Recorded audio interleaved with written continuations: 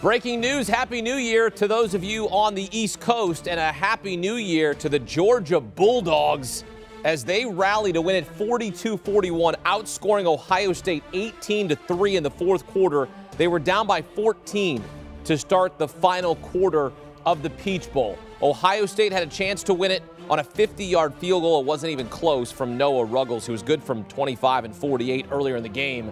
But it is Georgia, the top dogs, who are victorious as they continue their quest to run it back, become the first repeat national champion since Alabama in 2011 and 2012. A heck of a game from C.J. Stroud, who will be a first-round pick in the NFL draft in 2023. 4 touchdowns, had a big play to set up the field goal, but it was not enough as Stetson Bennett and the Dogs triumph. Stetson Bennett, not the heralded quarterback in this game. He leads his team to victory, 4 total touchdowns and a couple big ones at the end to give Georgia another big old win, and they are back in the national championship.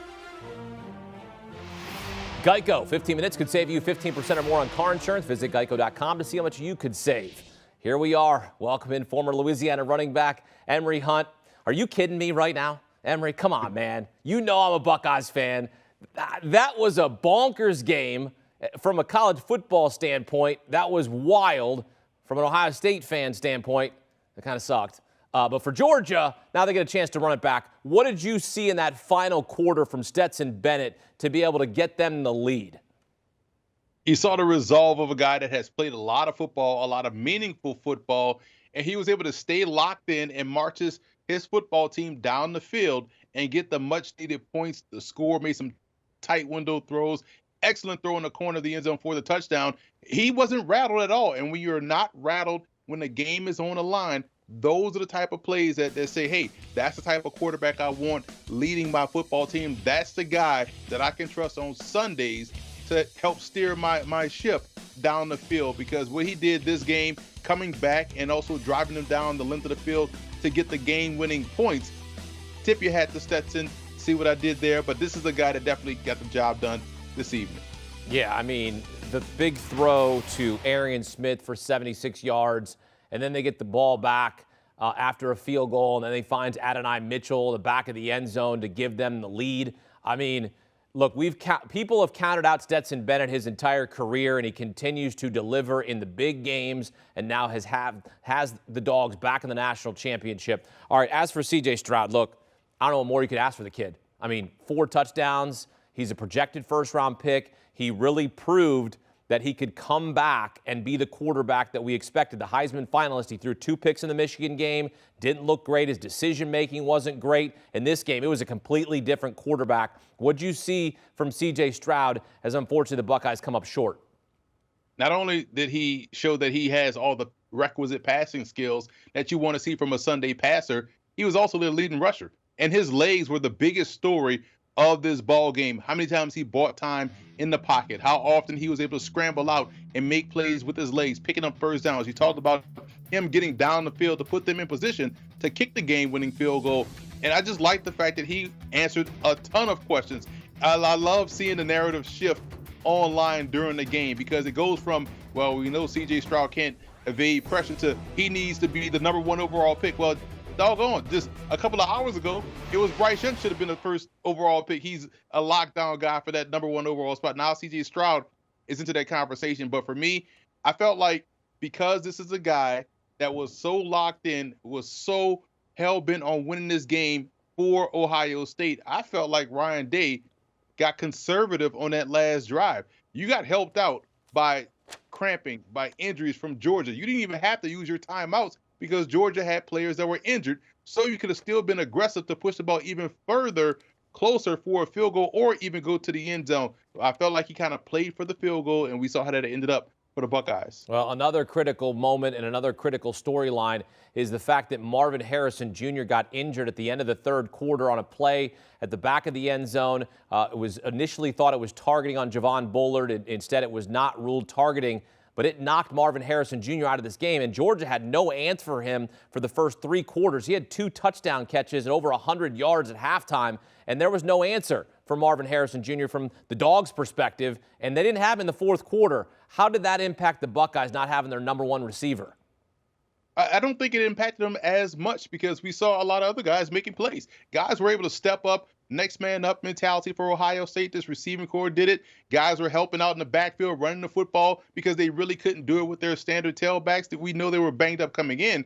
So because everyone had that next guy up mentality, yes, having Marvin Harrison Jr. out there would have made a difference, but not having him out there, you still saw C.J. Stroud work the offense, get guys in position to where they can receive the football, and he was able to still find ways to get the ball down the field in position to score what was supposed to be the game-winning field goal. So that was a huge miss for Ohio State. I'm talking about not having Harrison Jr.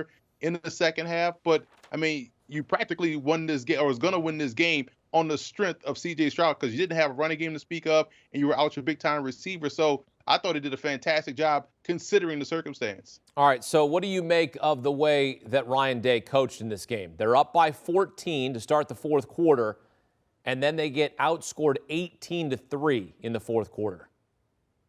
He was aggressive all game long, even to the point where we saw the fake punt, which was the timely call, but we saw the timeout get called by Georgia on the other side. But other than that, he was calling the game how you want to call a game, coaching to win until the last series. And like I said before, you were getting helped out by Georgia's players either cramping up or having injuries. So the clock was stopped. You still had your 2 timeouts. You're at the 30-yard line. Keep going. Push this ball vertically down the field. C.J. Stroud is locked in. You trust your quarterback. He's looking at you like, hey, we can get this thing even closer, perhaps score a touchdown. But you kind of pulled the reins back. The run play on first down or second down threw me off because now you're conceding the field goal attempt. And we know how college kickers get in pressure situations. So I felt like that last drive, up until they crossed the 50, he was aggressive. But once they crossed the 50, he got super conservative, and it ended up costing him in the end, in my opinion. All right, so when you take a step back and look at this Georgia team, did you learn anything more about this Georgia team, or did you just say they keep coming and they continue to prove their strength game in and game out, and they did it again here in the college football playoff semis? Well, it's the mark of a champion, right? You can't win the title unless you knock the champion out. Well, Ohio State just couldn't knock the champion out because the champion kept getting off of the mat. We thought this team was dead in the water when they were down 14. The way Ohio State was able to march down the field really quickly and get points, not just field goals, touchdowns.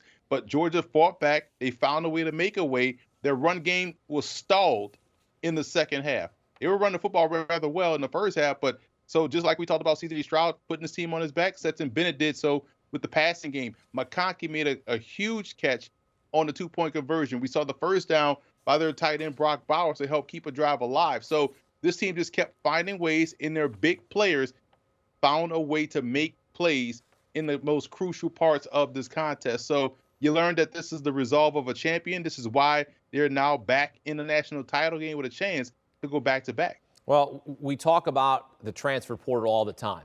Kirby Smart doesn't dip in the transfer portal. He makes that a point, a badge of honor. And we've seen how that's hurt coaches like Dabo Swinney. We've seen how that hurt some other coaches around the country. And it's not hurting Kirby Smart. I mean, Todd Monken, get it done offensively. Because, look, Stetson Bennett might play in the NFL as a quarterback, as a backup, right? We're not projecting him to be a starter for one of the 32 NFL teams. He's a good college quarterback. But they're getting the most out of their players. What you said when we set this entire college football playoff is talent development.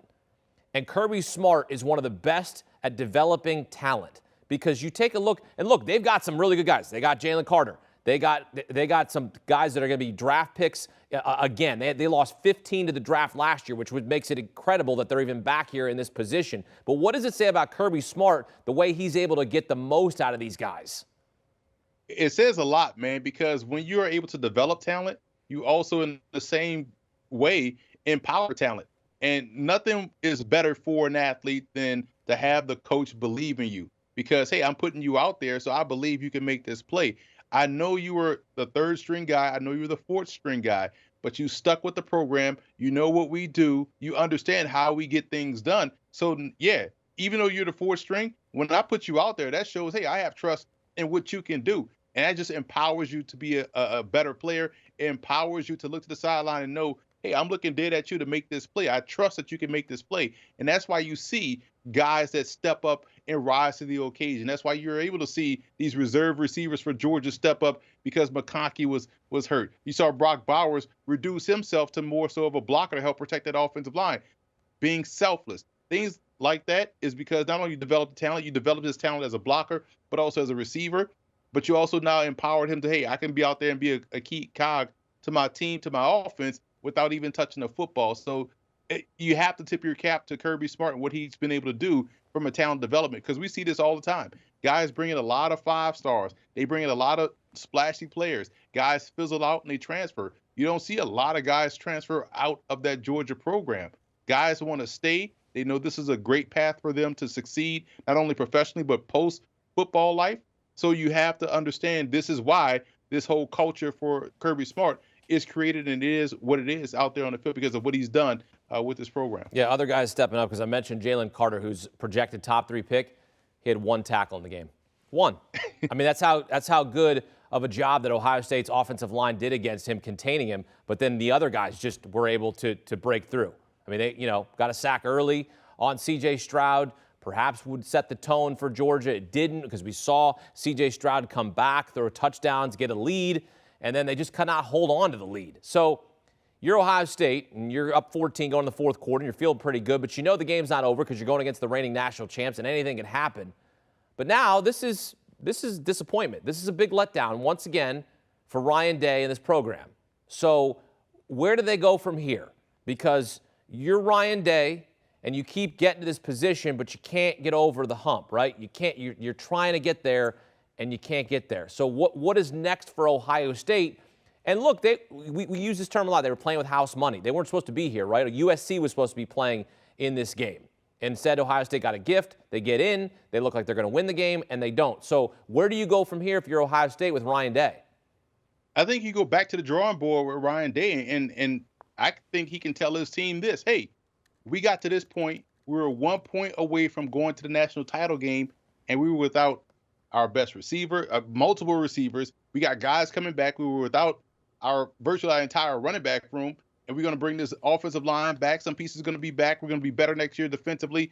We are going to be right back in this spot, and now we could play this tape all throughout winter workouts, all throughout spring ball. We got to finish, and this is what the mantra is going to be. I guarantee you, Hakeem, next year when they at the Big Ten Media Day, all you're going to hear is Ryan Day talk about finish. That's our motto from the spring, finish. And he has great tape to show them this is what happens when you don't finish. So I expect a locked-in Ohio State Buckeye team coming back next season, and probably going to be one of the better teams in the country because of the guys that we are talking about that were not involved in this ball game. They'll be back. Do you want a sports network that delivers everything that matters about the game? The highlights, the picks, the instant analysis, no yelling, no fake debates, no politics. Hit the subscribe button and never miss a moment.